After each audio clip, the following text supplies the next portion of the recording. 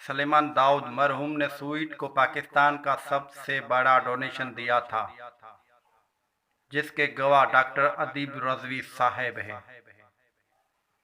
सलेमान दाऊद मरहूम ने ही लूम्स को सबसे बड़ा डोनेशन दिया था, जो पाकिस्तान की आला तरीन दरसगाह है। टाइटैनिक अबदोज की कंपनी ने मुसाफिरों की हलाकत का ऐलान कर दिया। टाइटैनिक अबदोज की कंपनी ने मुसाफिरों की हलाकत का ऐलान कर दिया। शहजादा दाऊद 1975 में रावलपिंडी में पैदा हुए। 1998 ईस्वी में बेगम यूनिवर्सिटी से LLB किया। वो एंग्रो कॉरपोरेशन के वाइस चेयरमैन थे।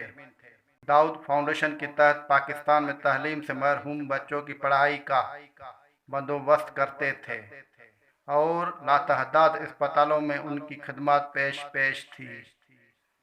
कराची में 2 कंपनियां जिनमें तकरीबन 6000 लोग काम करते हैं।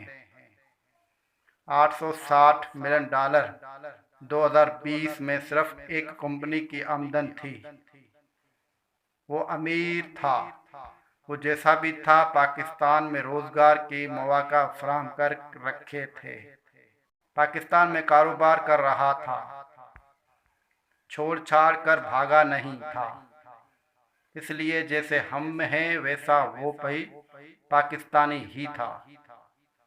पासपोर्ट पाकिस्तानी ही था। जैसे हमारे बाप हमारी ख्वाहिशें पूरी करते, वैसे ही उसने अपने बेटे की ख्वाहिश पूरी की होगी। लेकिन जो रब ने लिखा था वो होना था। एक बाप के सामने औलाद का मरना और औलाद के सामने बाप का यूं मरना, तस्वर से ही रूह कांप जाती है। अल्लाह जी अगला जहान आसान करे, आमीन।